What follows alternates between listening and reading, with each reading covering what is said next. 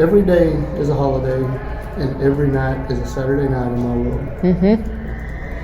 As long as you can keep it like that, nothing's ever bad.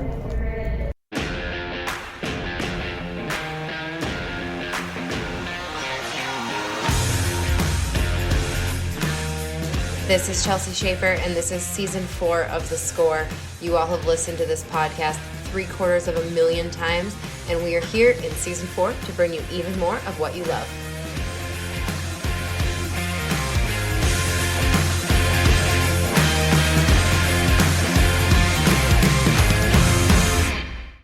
Team roping fans, watch USTRC National Finals live on RidePass.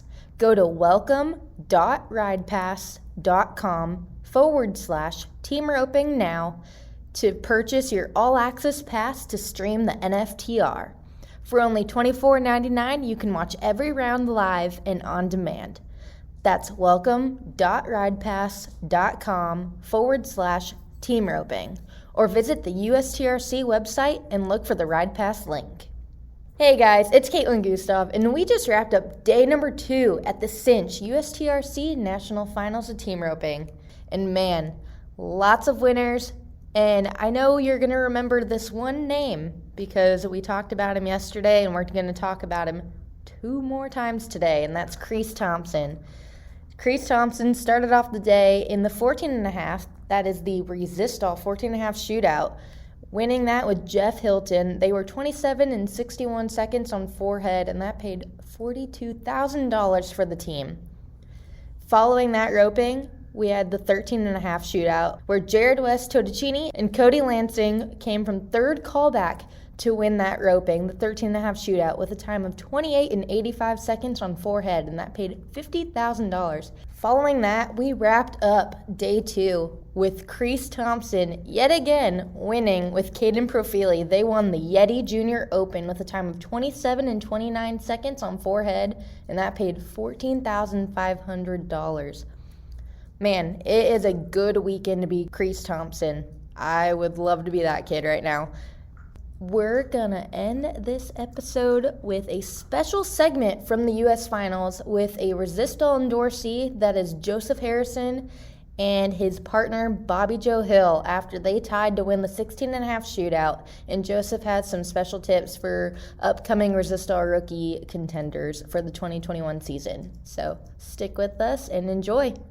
Hey guys, it's Caitlin, and I'm here with Bobby Joe Hill and Joseph Harrison, who split the win of the 16.5 shootout at the Cinch USTRC National Finals of Team Roping. You guys, how crazy is that? Well, it's pretty awesome given the circumstances, really. I think the last year that Bobby Joe and I ran together was probably 5 or 6 years ago, maybe at Vegas. Maybe more. It's been a while. Yeah. Since Orleans. Yeah. It's been a pretty good while, man. Joseph missed. I'm pretty sure I did. But anyhow, it's just a kind of a fluke deal. I almost never stay for the numbered ropings. And man, Bobby Joe called me the other day. He's like, "Hey man, we should probably do that deal over there." And I'll be honest with you, I don't think there was no way that we could rope. And he told me, and I'm like, "Oh yeah, we should." Yeah, he thought I was asking him to 13. They lowered your number, maybe? Yeah, man, I don't know. It was good though. So worked out good. He did a great job every time. It was perfect. Bobby Joe, you have the steers here All right. as well, so Some of them. Do you feel like maybe that's kind of an advantage? How did you feel about the cattle in that roping? Yes. Second ring. I don't know. We used some of these at the NRS this past weekend. And usually if I can see them go one time, maybe twice, something about them I can remember.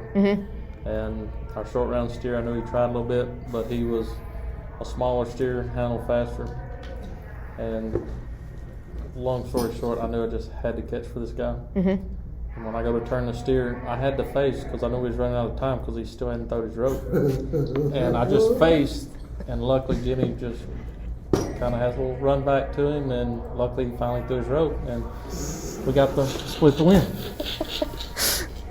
And we've got to talk about how cool that is that you got to ride Chad Masters' great Palomino horse, Jimmy. Exactly. That horse has been to the NFR how many times, and No telling. no telling. That horse is phenomenal, and you get to go back in and box it. I'll show up. He said, "Hey, I got For the record, that's the only place Chad can catch on him.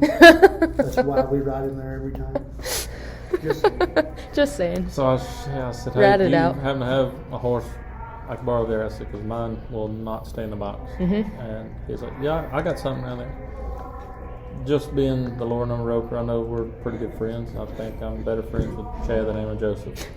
But I show up, and I'm like, I got this deal going here because the horse is saddled, boots are on him. It's 8 o'clock in the morning, and I'm normally not a morning person. Get on him, I'm like, surely because he said, I got a yellow, not my yellow, but I got a yellow over there you can ride. Show up, get on him, lope him around. I'm like, I think I'm good. And I'm like, I can catch on him. Just loping around the circle. He said, well, here, I got 2 good steers. He said, we can run them 4 or 5 times. And I run 2, and he's like, here, I'll bring him back. I'm good. I said, I don't rope every day for a living. I said, this horse will work. And it was like he had that feel that It's a good horse. But it's amazing. Somebody like Chad, or not just Chad, but just somebody that rodeos for a living, jackpots for a living, will just let somebody come jump on one of the best horses they got. I say on a good one. It's It's hard to come. I mean, I know a lot of people. Joseph, you've let Jackie on Main Street. Like, I think those are the cool stories that when horses at that caliber and those guys can let people, lower number people, jump on those horses. I think those are great stories, and that's awesome that people do that. Right, and like I said, I told Chad I took a check out of my pocket today, and I'm like, I knew I took a check out for some reason. And I said, I didn't know I was going to be paying amount money, but something told me to get a check out of my checkbook at the trailer. And he says, you don't know me. And I ain't saying we was about to wrestle, but like he made me understand, you're not paying me a dime. Well, he's going to take the lead. Yeah. Good people. Good people right there. And Joseph, let's talk about that horse you were on. He's a cool little horse. I traded him back from Madison here probably a couple months ago, and it's a horse that I rode as a young horse. Showed him at the Futurity Sun, or placed on him at the World Show. Bobby raised him. I rode him ever since his first team roping in life, and I sold him to Paul. Paul won everything on him. He won Denver on him that one. He won everything on him. And he dummied up and sold him to Madison. And I didn't think we was ever going to get it back because Madison loved it. Well, I just got lucky and traded for that little gray horse, the Sigginses. And Madison was jumping up and down, kind of wanting him, so I got that trade done. It was a good trade. Yeah, that definitely ended up being a good trade. It was a good trade, man. That little horse, like I said, I've had him back a couple months and I'm still kind of getting stuff kind of ironed out, lined back out. But for the most part, I'm pretty pumped about having him back. I told Chad back when we had him before, I said, man, I think when this horse is 9 or 10, he's going to be lethal, man. And he's 9. So, getting closer. Pretty close right there. Is he going to be in the rig this summer? Or? Yeah, I would imagine I may ride him for my 3rd horse. Kind of send him around some spots. I'll probably ride the Bay the majority of the time, Capone. And then that mare that I rode in the Open, the Lula. She was, I don't know, she was reserved Pure Horse of the Year, maybe 2018. I ride her a bunch of summer too, imagine. Gotcha. And what is your summer going to kind of look like going in, Man, I hope wide open. I'm hoping that they, and it sounds like a bunch of the time that we will be, Reno being 100% capacity. I'm saying that a lot of them that were kind of on the fence, it's going to get them in the boat. You know what I mean? That's what I'm hoping. So if the summer would be, about half normally, and I think it's going to be better than that. I don't know that. Nampa, they had kind of released some stuff the other day about about half on the fence sounding. And for the most part, man, all the rodeos out there, they've kind of said, yeah, we're doing it. Looking forward to seeing y'all. So I'm looking forward to it. Gotcha. And you guys are planning on going to Reno and entering the BFI out there again, or? Yeah, I guess it's 2 BFIs. Another thing that ain't never happened was 2 BFIs in 1 year. Right. Right on. So, I mean, it's got to be a decent rope, and I think maybe Luke told me that the fees was like $2,000 a man this time instead of $2,500. Mm-hmm. But still, it's going to be a good rope, and they have. I mean, we're gonna rope for a living. You gotta get stuff like that. Yeah, gotta go to those big ones. Mm-hmm. Bob Joe, are you gonna be heading out to Reno at all, or what's your plan? Absolutely not. No. I'm almost outside my circle right here, 100 miles from the house. I don't know, the steer deal, I don't have time to go rope. Mm-hmm. I probably got as many or more steers than anybody around and rope, at least. Mm-hmm. I roped more in high school, and I had 3 wore-out longhorns that I roped over and over and over. It's just, you get done messing with them every day, you don't want me, fat and lazy. Don't want to mess with That's them. the bad part. You go down there and help him break him into his house, and you won't even rope. Everyone else has to come rope. He don't rope. I don't know. I just. I was to say, what's the reason So behind when that? you run them 2 steers at Chad's the other day, when's the last time you run them before that? About practice pen? Couldn't tell you. I couldn't tell you the last time I ran one in the practice pen. Yeah. That's what I'm saying. Like, You don't rope. go the rope and shove. We got a pretty decent head horse. Pretty decent healer. Well, win I'm some. I'm just not. Jimmy's out of the question. Yeah. Just I'm kind of sticking around the 13 ropings, the 14s. Mm-hmm. I got a head horse that's World Series start. Steer starts, you're good. Steer doesn't start, you're not good. And so I know, and I don't practice on him. I just go from roping to roping and go off a luck. So A little risky, Nah. but not love really. it every, like I said, what is it? Live it every day. Exactly. But Resist out, baby. so I'm probably not going to change nothing. Matter of fact, I know I'm not. I'll probably be on the shoot. If the guys want to come rope, I'll run the shoot for them. Just about it. Show up and rope off a luck. So what's the year gonna look like for hill cattle? It's looks pretty decent. Everything seems to be opening up. Like the numbers here are, I think, a few more than what they expected. It had 60 enter teams here before it started, and end up with 150, 60 something? No, 200. No, I had 60 pre-enter teams, and I figured it would double, get 120, and end up 200. The 15s got 250. I think it had 90 teams, so it's going good. So I'm kind of just on the road with the steers, and got a roping coming up into May, the Cody Neesmith Memorial, and that's kind of been my focus right now, getting everything ready for the game.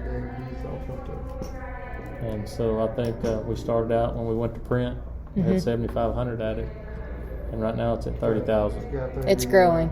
Yeah, That's awesome. We had somebody else getting a vote maybe yesterday or something, and just told me something about it. yeah, and they're pumped about it, and so I still got to talk to another one of my guys too, because I talked to him about it a while back, and I said, when it gets closer, let me know, because it's ways out. Whatever. But I'm doing my best to squeeze about another 5,000 out of some of my people. Yeah. I'm thinking like it, and what's crazy, everybody coming up with this money. Usually, I guess the budget year's September or October, something like that, the previous year, and he called me right after the finals and asked me about if I'd do a roping. I checked my dates. Really didn't have anything, that just going back from last year, or well, not much of last year, but the previous years, and there's always something on every date. And I have a roping on Memorial Day. I have for like the last 8 years. And I said, well, look, you can have this date. So, and they say everything happens for a reason. I've had this date for 8 years. Called over there, and they know I have it. And I was talking to the guy at the arena. He said, oh, by the way, man, we need to talk about that date, because they're wanting to have some Heritage Week in the city. They're going to need your date. Perfect.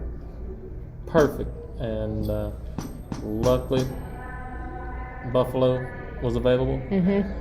So we went to schedule the roping. We was going to put a limit on it. So they had a barrel clinic in the second arena. Yeah. So I go down there, check everything out. And it's right down the road from me, but I've never paid attention. I'll show up, and the guy said, well, what arena you using? And I said, well, I got the main arena. He said, I think got a barrel racing clinic.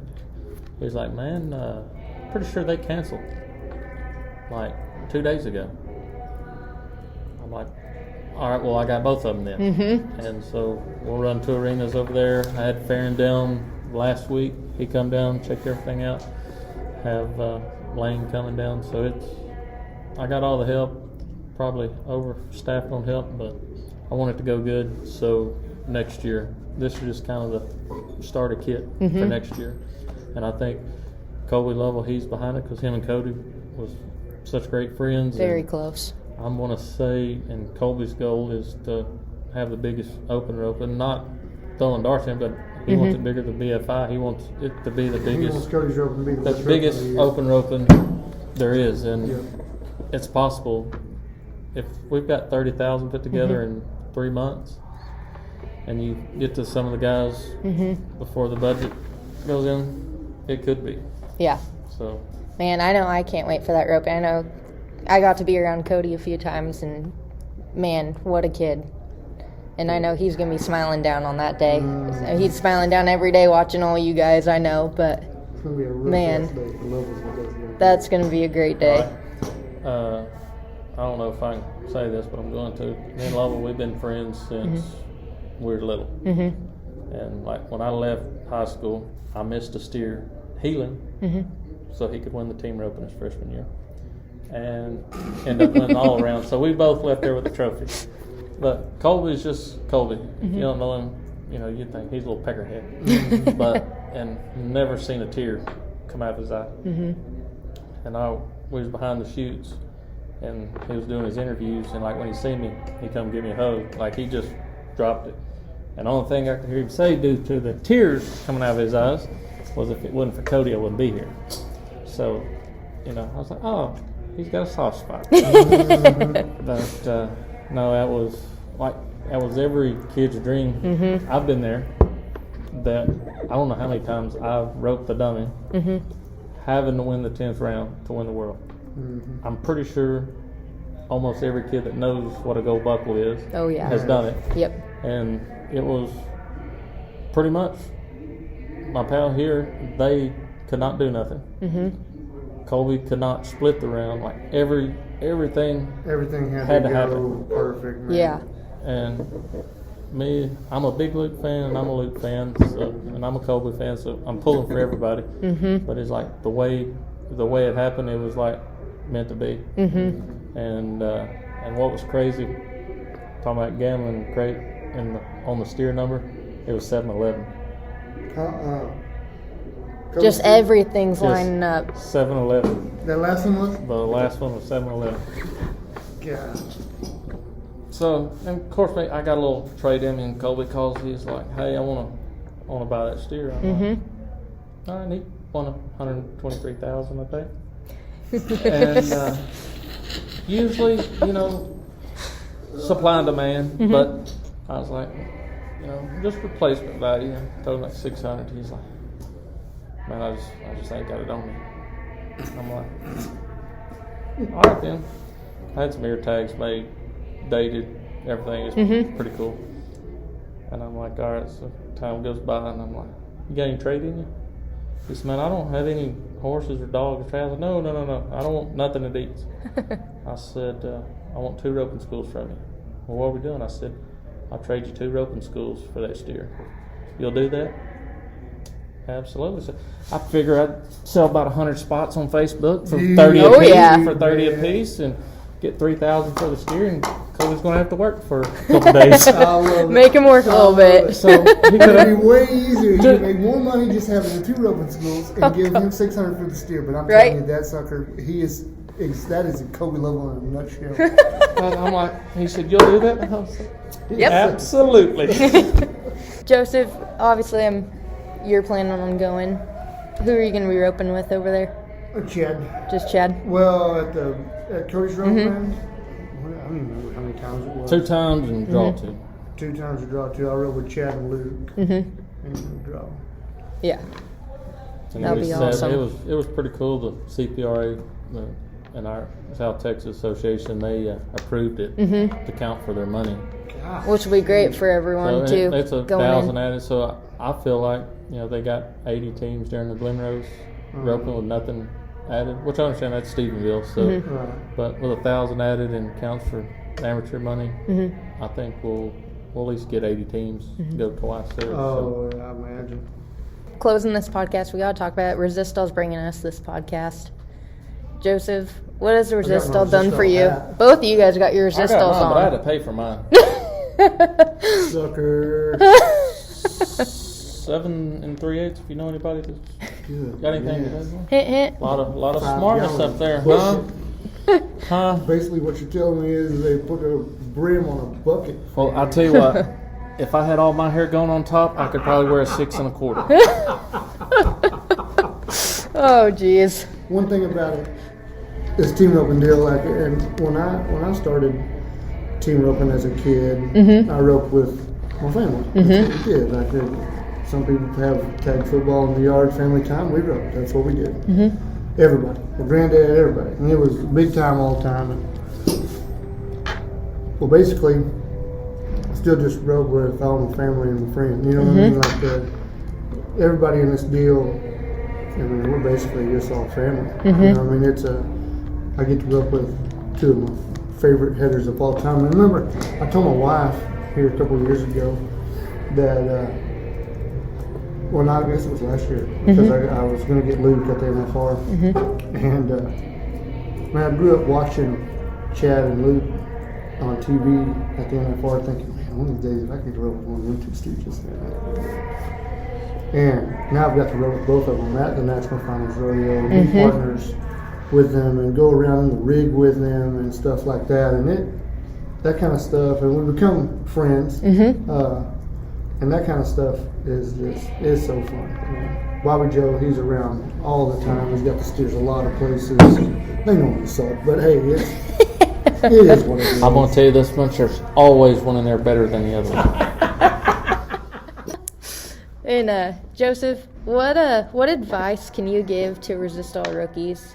You know, new kids coming in this year. What advice can you give to them going down the road?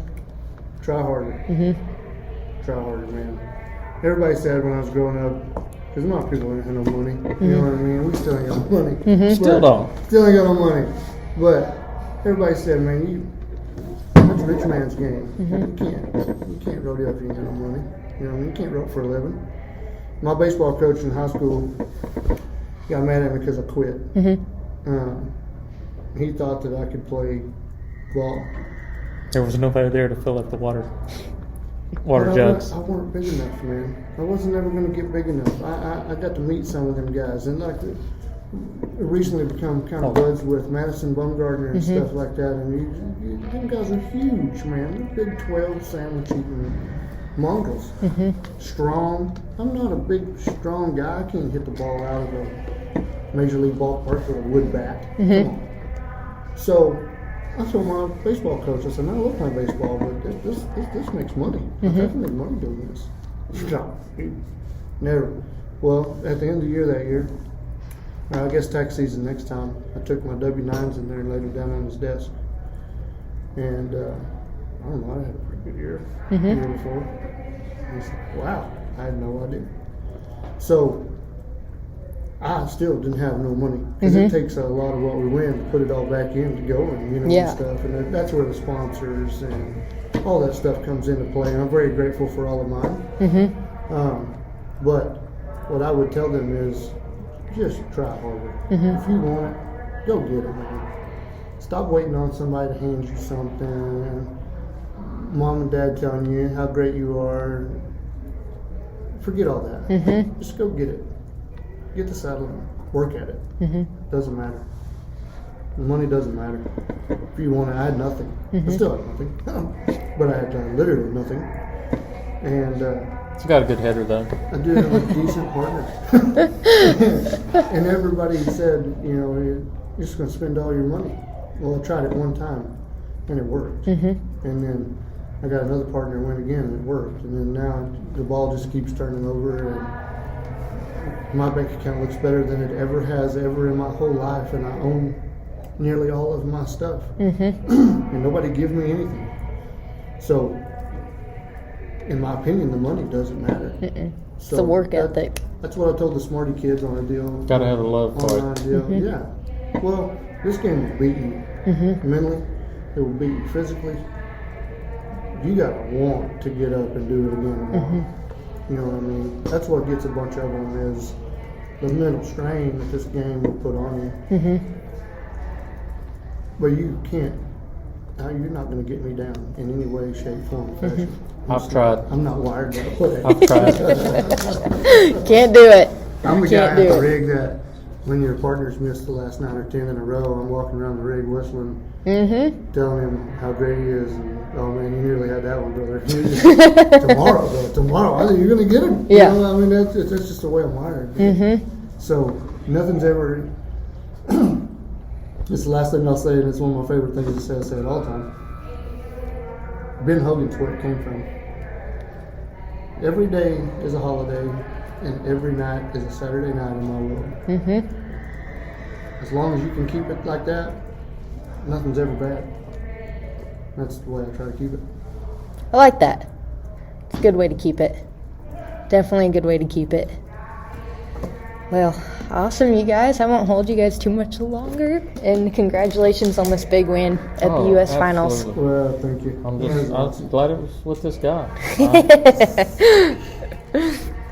Awesome. He's a pretty good kid. He's a good kid. Awesome. Thank you, guys. Thank you.